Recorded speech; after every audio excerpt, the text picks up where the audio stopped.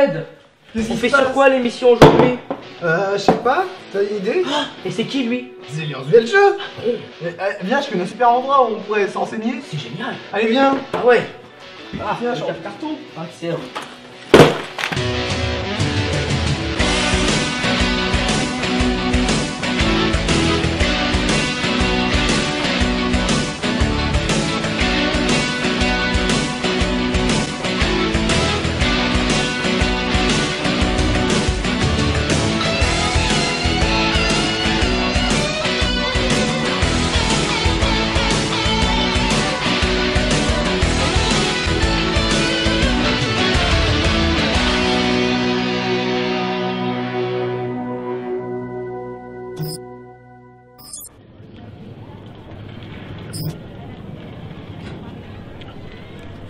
Hey Jamy, ici on est à La Rochelle. On pourra trouver plein d'endroits intéressants. Mais attends, tu pourrais déjà commencer par nous présenter le personnage?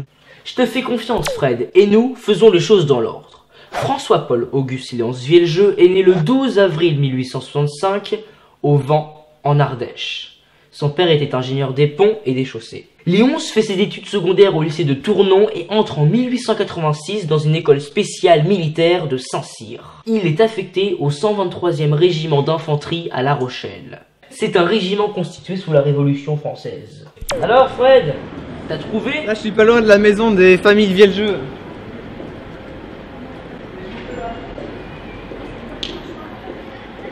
Ça y est, donc je suis devant la maison de la famille Vieljeux. Alors cette résidence de cité Louis XV, on la trouve aux 2 rue de la Monnaie, La Rochelle, donc derrière moi. Et la famille de l'armateur y logeait jusqu'à la fin de la Seconde Guerre mondiale. Mais dis-moi Jamy, qu'est-ce qu'un armateur? Pour répondre à ta question, Fred, un armateur est une personne qui équipe à ses frais un ou plusieurs navires. Cela peut être des bateaux de pêche ou des bateaux marchands. Mais non Jamy, des bateaux flottants! Sacré Fred, mais non, des bateaux qui transportent des marchandises, bien sûr. Ah d'accord, ah oui, je comprends mieux, oui. Bah, en tout cas, cette maison a été rachetée par le Conseil général de la Charente-Maritime il y a environ 70 ans. En 1891, Léonce épouse Hélène Delmas, fille de l'armateur rochelais, Franck Delmas, et rejoint la maison d'armement Delmas Frères, dont il prend la présidence. Plus tard, la compagnie se nommera alors Compagnie Delmas Vieljeux, une des plus importantes de la navigation française. Il siège au conseil municipal de La Rochelle de 1912 à 1925. Suite à une crise municipale, il devient maire en 1930. De son expérience à la tête de la ville, il écrit un court livre nommé Le Maire.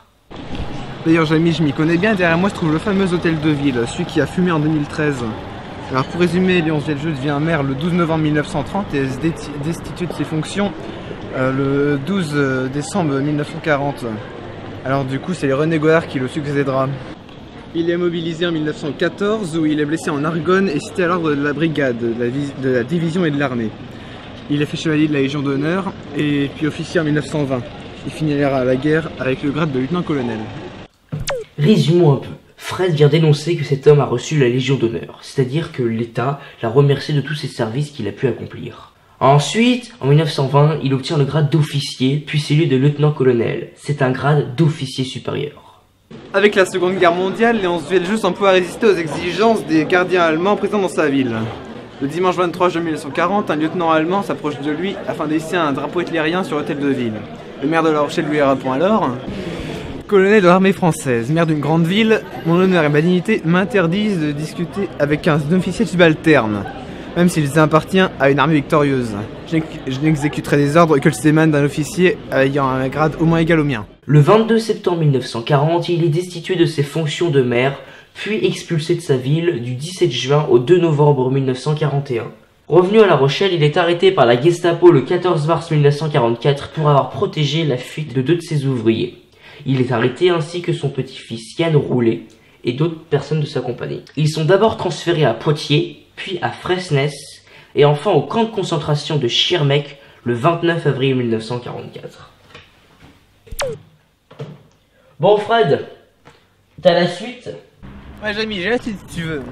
Alors dans la nuit du 1er au 2 septembre 1944, une camionnette transporte à peu près une centaine de détenus jusqu'au camp de Strude-Wildwiller. Alors ils font partie du réseau Alliance et se transportés depuis Schirmeck jusqu'à Strude-Wildwiller en Alsace où ils sont brûlés dans le four crématoire et en même temps abattus d'une balle dans la nuque.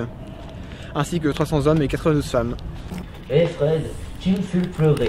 Mais en attendant, la nouvelle ne parvient à La Rochelle que vers la fin du mois de janvier 1945. Et ouais, parce que le SMS, ça n'existait pas. Donc, il en a fallu du temps. Et je pense qu'avec ce que vient de nous raconter Fred, vous avez compris que... Mais dis-moi, Jamy, il est mort quand, du coup? Et donc, vous l'avez compris, il est mort le 2 septembre 1944. Eh, Jamy, tu viens à la cérémonie de lance le jeu? Bah, c'était en 1945. Pas grave, j'y retourne. Ah ouais, mais t'es fou!